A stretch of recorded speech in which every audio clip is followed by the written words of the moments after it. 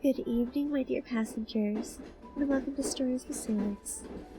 Tonight off the bookshelf, we'll be reading the Teyvat Travel Guide, Volume 2, Liyue Chapter. Teyvat Geographical Special Edition, Alice's Travels in Liyue, Liyue March. The northern stretch of the Liyue River turns into a wetland. If you look south beyond the stone gate, you will see a silver grass marsh as far as the eye can see.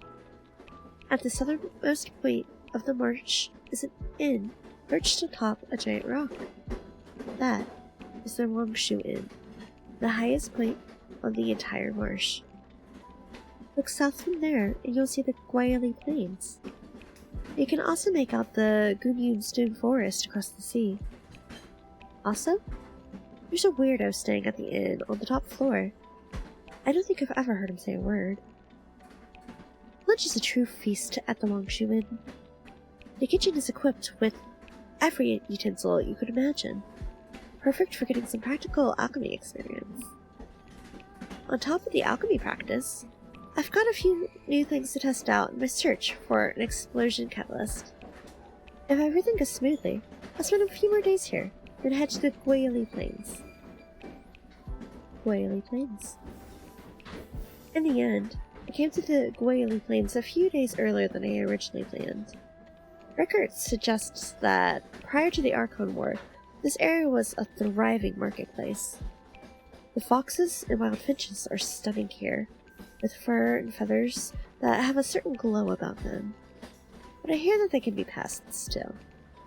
Liyue locals complain that they keep eating their fruit offerings to the Geo Archon.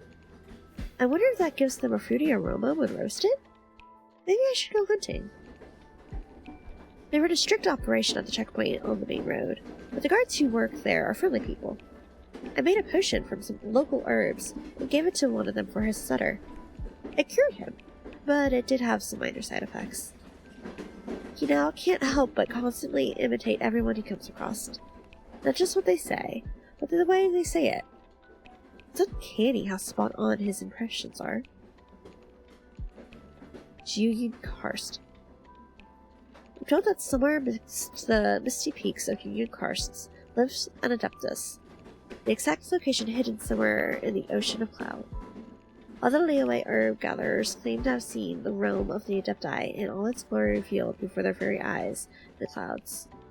Based on personal experience, I can say that overindulging on certain types of mushrooms can induce visions of similar nature. The terrain here fascinates me. So many of these stone pillars look like they belong deep underground, not here on top of a mountain. There's supposed to be an underground reservoir here. Part of me wonders if all the water was drawn out, perhaps Union Karst would find itself back on the ocean floor where it belongs. My travel companion Zhongli is the sternest person I know, but he seems most entertained by this theory. He won't stop laughing. What an odd fellow. Yaoguangshu. I've heard that the fog often rolls off the sea into Yaoguangshu, and when it's at its thickest, you can barely see your hand at the end of your outstretched arm. Unfortunately, I didn't make it here in time to see a foggy episode. It's a bit of a shame. There are so many lovely shells on the beach. I wonder how many of them have been there since the Archon War. I strung some together to make a necklace, but unfortunately that fisherman from the inn sat on it and broke it. Every last shell, brutally crushed beneath his merciless buttocks. None were spared. Not only that, but because he injured himself on the shards of broken shell, I had to pay his medical bills. A giant conch shell stands on the beach where the Liyue River enters the sea. A kind old lady lives inside. Her family is said to have sailed here on the giant shell, and she spends her time rescuing shipwrecked people who end up drifting near the shore.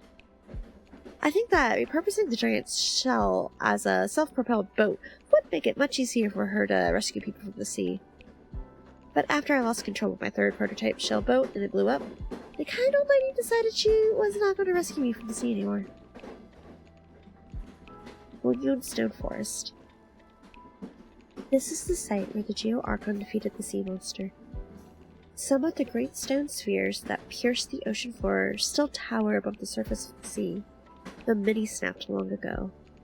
The hexagonal stone pillars, formed from a conglomeration of geoenergy, are quite intriguing to look at. Viewed from above, one gets the impression that they were deliberately arranged in their current form to make a specific shape on the ocean surface. Maybe that was the real reason the Geo Archon rained down destruction on the ocean floor with the stone spheres? Maybe it was all just a big joke. A bit in extremely poor taste?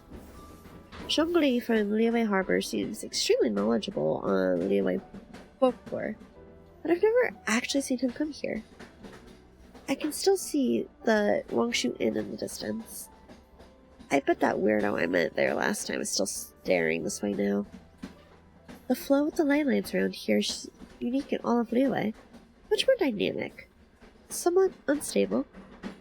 It's as if a great, relentless power stirs somewhere in the depths of the ocean. Perhaps it is the defeated sea monster, still writhing on the ocean floor. And that would be Volume 2 of the Teyvat Travel Guide. Alice certainly is a character, isn't she? Thank you for joining me. I look forward to spending time with you again soon. Make sure you get your rest, okay?